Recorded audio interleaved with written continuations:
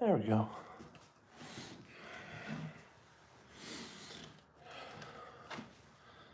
Hey everybody. I'm just gonna sit and pause for a few moments in case anybody joins us.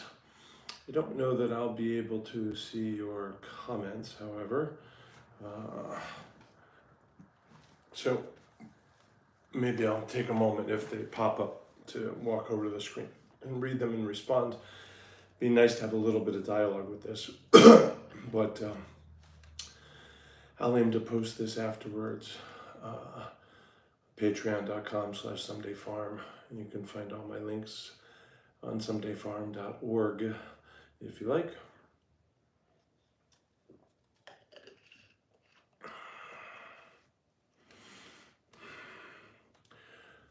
So this is I'm a longtime martial artist, and I have a background in the Chinese arts primarily, although I played around with some Japanese and Indonesian, Indian arts, for example. And a big part of that background is Kung Fu. So I will probably end up using the term Kung Fu, and in particular, I'll probably be using the term Kung Fu Brothers here, but of course that's not meant to be gender exclusive or just it so happens that the siblings I had in my time coming up were mostly male. So the Kung Fu brother makes sense to me, both because they're mostly male and we were doing mostly Kung Fu. But really this idea would apply to your martial arts siblings. But the phrase martial arts siblings doesn't roll off my tongue because I've used the term Kung Fu brothers much more often, even though it's fitting for my situation. It isn't fitting in a comprehensive sense. And so, the term that I'm thinking of here is basics. We all know that the basics are the most important thing, regardless of your time your time served, if you like. The basics are the first thing you learn. They're the things you tend to try and grow out of and leave behind and dismiss as you get into the really cool stuff. And then the more advanced practitioners at some point realize that the basics maintain their importance. They've always been important. There was not a point at which they're not important, and perhaps even get to the place where they realize that they're more important than anything else. They might have paid lip service or mental service to that at some point in their career, but my point is that they grow to really understand deeply, profoundly, intuitively, that they in fact are the most important thing, the basics.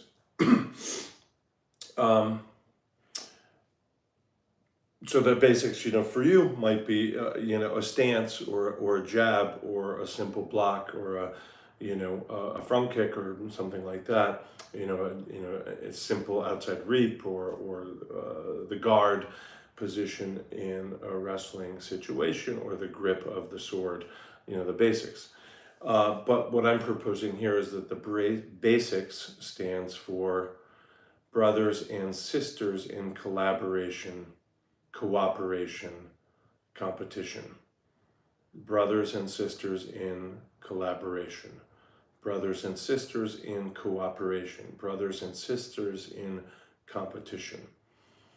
And I think that, collaboration, cooperation, competition are sort of the methods by which we interact. In the martial arts, and I would imagine this goes for a lot of different other areas of study, but of course I am an expert in martial arts. That's my life. We have a relationship to our teacher. Obviously, it could be a few teachers, but I'm just simplifying here. We necessarily at least have a relationship to a teacher. And the teacher is hierarchically above us. They're matriarchal, patriarchal, whatever it might be. And, however loose or casual your relationship is, there's still likely to be some sense of, I better do it right in front of the teacher's watching.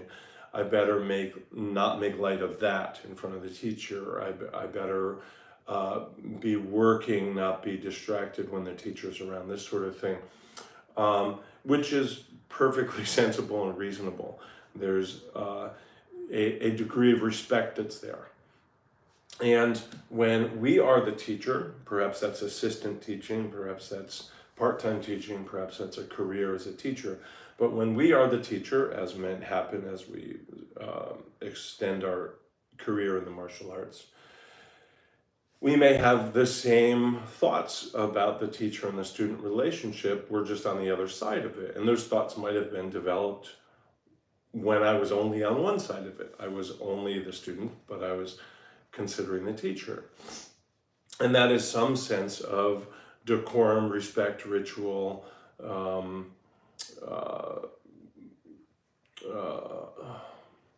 propriety, etiquette, that sort of a thing. And I'm not here suggesting those aren't important. What I'm saying is that when we get to the point that we have students, we very often have this particularized sort of relationship with the students that mirrors the relationship that we had with our teacher, or that our teacher wanted from us, or that we tried to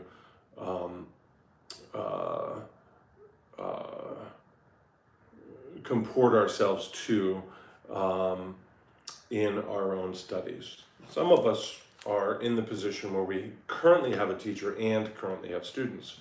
So we may kind of spend a lot of time in that relationship on either side of the fence. And there are books written about this, and many lectures about this, and individual teachings in students, and essays on this, and poetry about this, and video instruction, and stories from teachers, stories from students about these kind of dynamics. The dynamics of the teacher and the student, or the student and the teacher. And what I was thinking about, and I was kind of thinking about this, like, I wonder if this should be a holiday, basics holidays, you know, brothers and sisters in collaboration, cooperation, competition.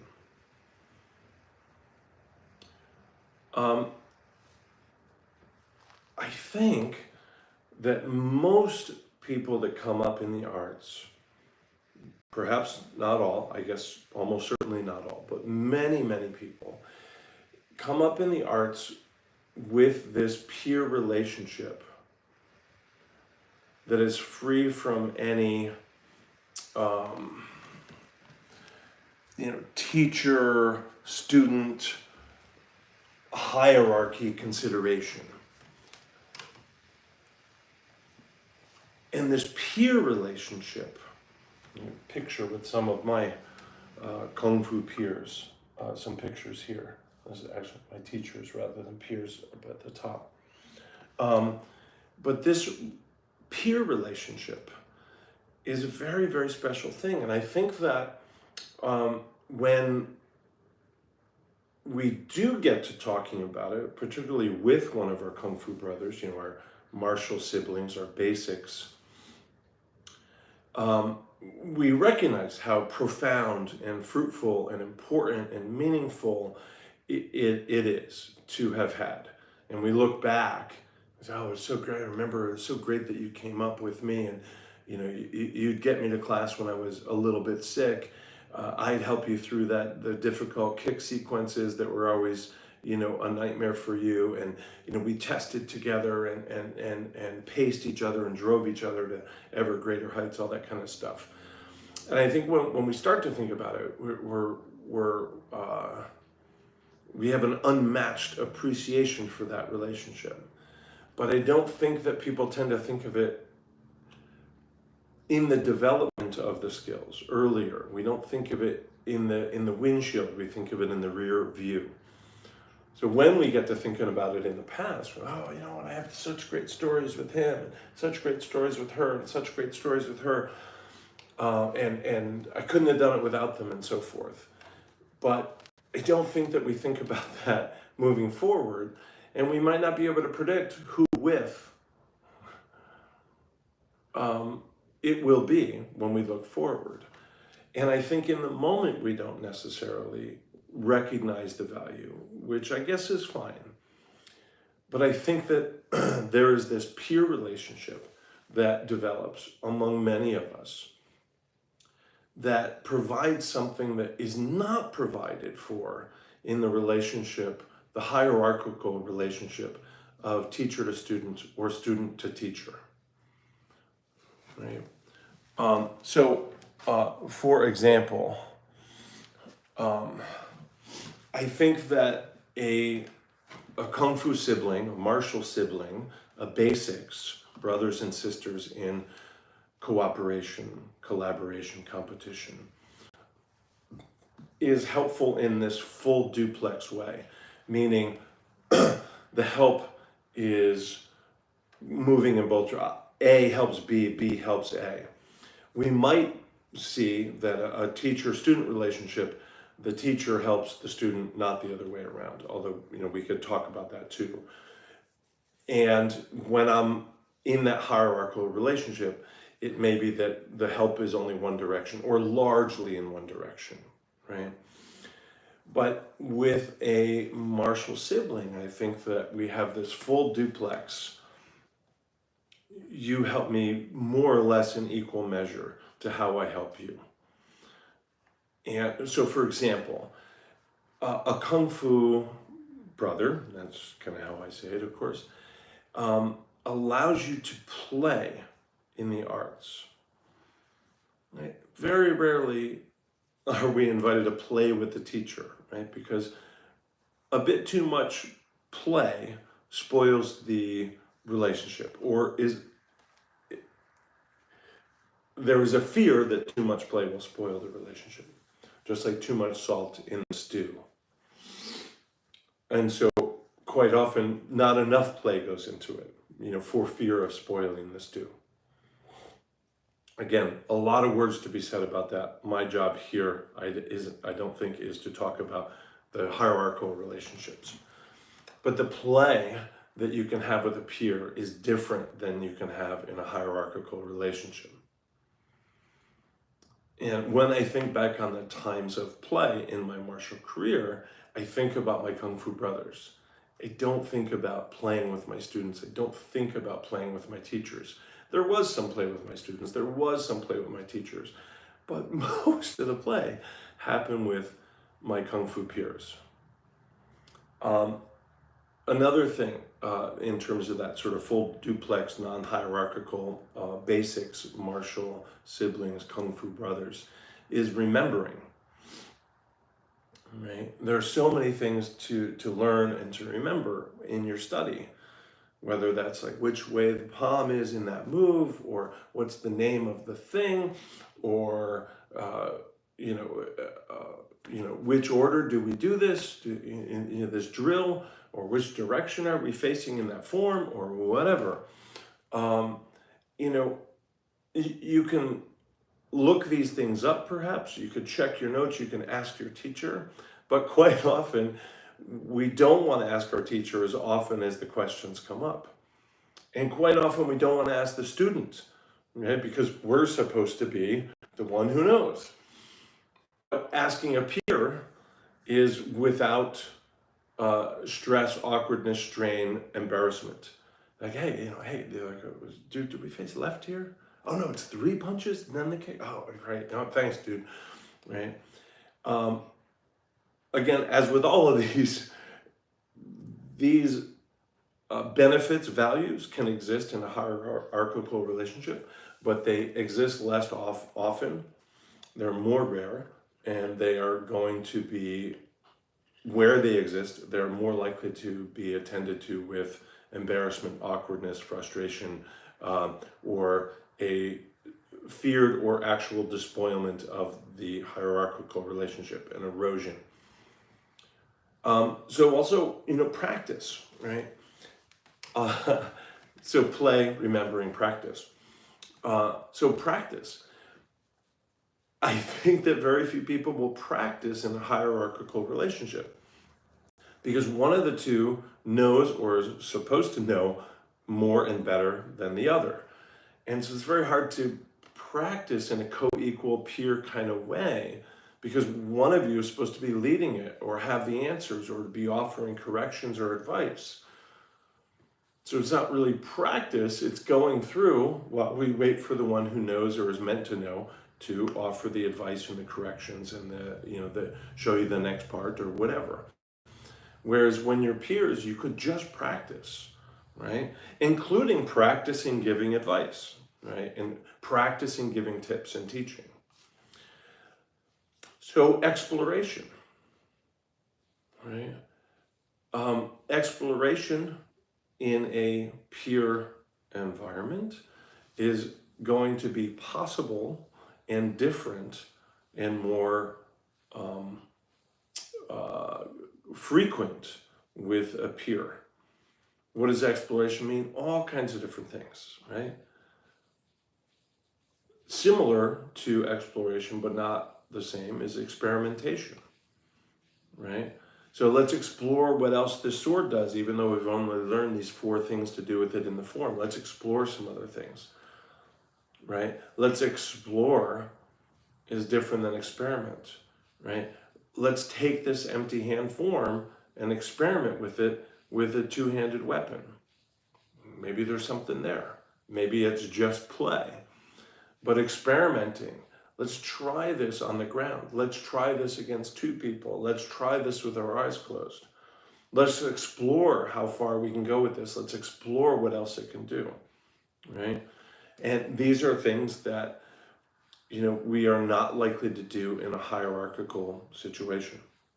We might, I would personally encourage people to, but I think even where there's encouragement, there will be less of it in a hierarchical relationship than there will be in a peer relationship.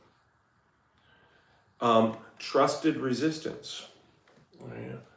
So an important element in martial arts practice is to, have things stress tested or tested with resistance. And to have a trusted peer participate in that resistance is invaluable to your development of skills and acquisition of understanding and felt sense of these arts. So somebody that can resist in a peer manner in probably similar skill set, if they're your peer, can provide you this invaluable resistance. I don't want a student under me to resist too frailly, too poorly, and thus invite injury or danger. I don't want them to resist too much, which can also invite danger and not help us actually get the lesson across. And you try asking your teacher to resist something, probably they won't do it. They'll resist doing the resistance, or they will resist so well that you can't really develop an understanding of the thing that you're doing. Again, it's possible, but it's not very likely.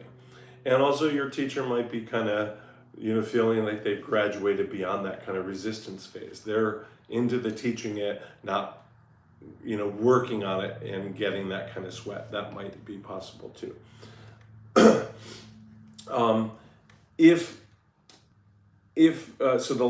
of the last things here is I have encouragement, right? You certainly might get encouragement from your teachers. I did not. It's certainly not overt. And you might get encouragement from your students or, the lower ranks under you. That's when I say students here, I'm kind of meaning anybody under you. And you might get encouragement, that's pretty nice, jayo, that kind of thing.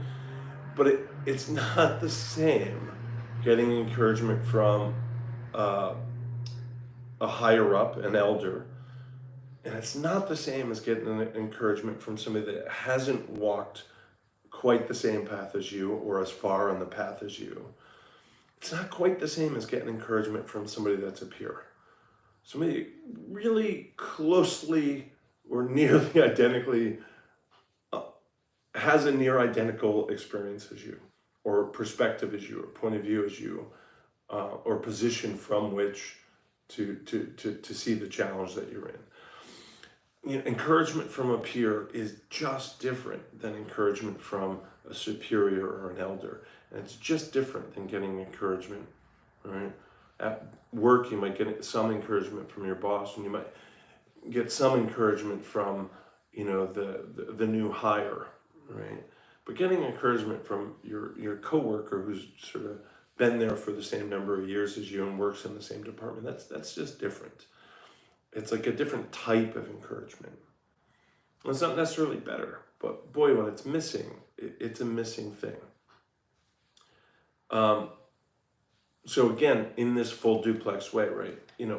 The way that you can encourage somebody that's your Marshall sibling, the way that you can offer resistance to a Marshall sibling, the way that you can experiment and explore with a Marshall sibling. These are all different than you can offer these partnerships to someone in a hierarchical relationship with you. And the last one I wrote, although I don't think it's the last, I think there's probably many more, I just sort of elucidated a few here, is stress relief, right? I can seek stress relief with a peer that I can't do with a teacher, and I can't do with a somebody under me in the school, in the art, in the lineage, in the style. And that stress relief might be, in class. It might be outside of class. Similar to this is making fun of the art, right? Or the teacher, or the pads that we have in the school, or the color that the school is painted, or the name of that move, or whatever it might be. There's a role for making fun of things. I think if that's your primary engagement with an art or portions of the art, I think you're missing it. But I don't think that's who I'm talking to. That's somebody else.